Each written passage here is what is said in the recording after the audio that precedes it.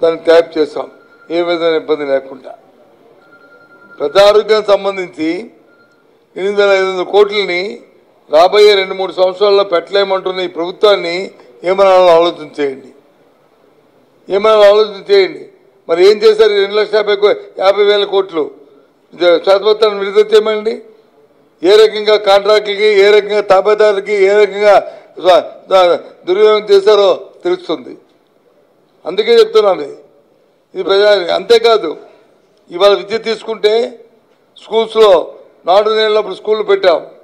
మన parents meet పెట్టారు. Parents మీట్లో వచ్చి ఆ రోజు జరిగిన ఆ స్కూల్స్కి ముఖ్యమంత్రి వెళ్ళాడు, విద్యాశాఖ మంత్రి వెళ్ళాడు, ఉప ముఖ్యమంత్రి వెళ్ళాడు, ఇంకా ప్రధానమంత్రి వెళ్ళాడు. ఏ విధంగా ఎంత ఆహ్లాదకరంగా ఉన్నాయా స్కూల్స్ వాతావరణం?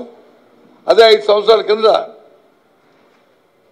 తన తెలుగుదేశం పార్టీ అధికారం ఉన్నప్పుడు ఏ రకంగా ఉన్నాయా స్కూల్స్? ఎందుకంటే అది మానవ వనరులు. అది స్కూల్ విద్య మీద పెట్టిన ప్రతి పైసా కానీ, వైద్యం పెట్టిన ప్రతి పైసా కానీ అది సంక్షేమం కాదు, అది అభివృద్ధి కోసం చేస్తున్న కార్యక్రమాలు. అది అవసరం. నేటి బాలరాజు రేపు పౌరులనే సామెతలాగా మన మనిషిని కాపాడుకోవాలి, బాలను వచ్చి పెద్దవాళ్ళు చేయాలి. అప్పుడే ఈ దేశానికి సంపద మనం సృష్టించిన లెక్క. అంతేగాని దుర్మార్గమైన ఆలోచనతో, ఇలాంటి దుర్బుద్ధితో ఎవరికో దాన్ని వచ్చి అవినీతి కోసం వచ్చి ఈ కార్యక్రమాలు చేయడం అనేది సంబంధించి కాదు. ఏ రకంగా అవుతుందండి? ప్రైవేట్ కళాశాల ఎవరైనా స్వచ్ఛంద సంస్థ వాళ్ళు వచ్చే మదర్ తెరీసా సంస్థ సంబంధించి తీసుకుంటున్నారా? లేదు బిల్ గేట్స్ సంబంధించిన సంస్థ వచ్చి తీసుకుంటుందా? రేపు ఎవరు తీసుకుంటారో చెప్పనండి.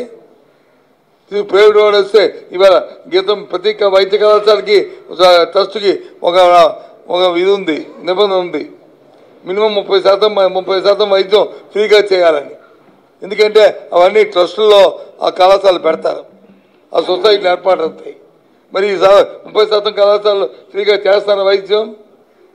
మన పక్కన ఉన్న నిమ్స్ కానీ, లేకపోతే అక్కడ ఉన్న రాజ్యంలో ఉన్న ఆ మెడికల్ కాలేజీలో కానీ, లేదు శ్రీకాకుళంలో ఉన్న కానీ, లేదు అక్కడున్న గాయత్రి కానీ, లేదా అక్కడున్న గీతం కానీ, లేదా ఎన్ఆర్ఐ కానీ ఎవరైనా ఫ్రీగా చేస్తారని చెప్పనండి.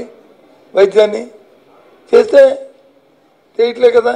ఏ రకంగా దౌర్జన్యంగా దుర్మార్గంగా మరి వసూలు చేసి చచ్చిపోయిన బాడీని కూడా ఆ డబ్బు ఇస్తే ఇవ్వలేని పరిస్థితి ఉన్న పరిస్థితి కరెక్ట్ కాదు కదా. ఇగో చెప్తున్నాడు మా ఎమ్మెల్యే గారు, మా మాజీ ఎమ్మెల్యే గారు, ఏమని జీతాలు కూడా ప్రభుత్వం ఇస్తారు. ప్రభుత్వం 2 సంవత్సరాలు ఎందుకు మరి? నువ్వే జీతాలు ఇచ్చుకొని 2-3 సంవత్సరాలు నువ్వే దానికే సెల్ఫ్ సస్టెన్స్ కోసం, సెల్ఫ్ ఫైనాన్స్ కోసం ఏబీసీ గ్రూపులు పెట్టి దాన్ని పెట్టాం కదా సీట్లకి. అదే కానీ ప్రైవేట్ కళాశాల అయితే దాన్ని 10 లక్షలు కట్టవలసి ఉంటే 10 లక్షలు వచ్చి వైట్లో కడితే ఇంకో కోటి వచ్చి బ్లాక్లో కట్టవలసిన పరిస్థితులు ఏర్పడతాయి.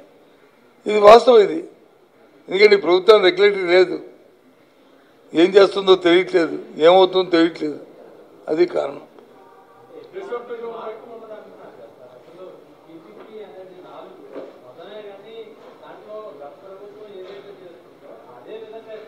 సరే ఏ రకంగా అనుకుంటామండి? ఎందుకు ప్రైవేట్ వాళ్ళని ఇన్వాల్వ్ చేయాలి అంటే ప్రభుత్వంలో స్తోమత ఉన్న వాళ్ళు, ప్రభుత్వంలో ఇది టెక్నికల్గా ఉన్నవాళ్ళు, నాయకులు ఉన్నవాళ్ళు ప్రభుత్వంలో అధికారులు లేరా? ప్రభుత్వానికి వచ్చి ఆ చావ లేదా అంటే ప్రభుత్వంలో ఉన్న అధికారులు అందరూ కూడా ఎందుకు పనికిరాని వారా? వాళ్ళకి అనుమతి లేదా? వాళ్ళు అడ్మినిస్ట్రేషన్ చేయలేరా? ఏమనుకుంటున్నారు? ప్రైవేట్కి ఎందుకు పెట్టాలి?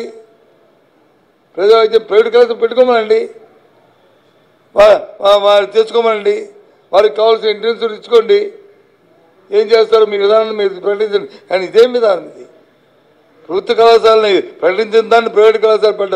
పూర్వం రోజుల్లో ఒక గ్రామంలో స్కూల్ పెడితే, ఒక గ్రామంలో ఒక పిహెచ్సి సెంటర్ పెడితే ఎంతో ఆనందించి ఏ విధంగా ఉండేవాళ్ళో మనం ఒకసారి ఆలోచన చేసుకోవాలి. అలాంటిది ప్రభుత్వ కళాశాలను తీసుకెళ్ళి ప్రైవేట్ చేస్తామంటే ఇది ఎక్కడ వచ్చారు ఏంటి? ఇది అందుకే అందుకే ప్రజలందరూ స్వచ్ఛందంగా వచ్చి ఇక ఆ కోటి సంతకాలు పెట్టారు. ఇదేం మేమేమి డూప్లికేట్ పెట్టి కావస్తే మీరు చూడండి, చూపెడతాను, పెట్టిస్తాను, చూడండి, పదండి, వెరిఫై చేయండి.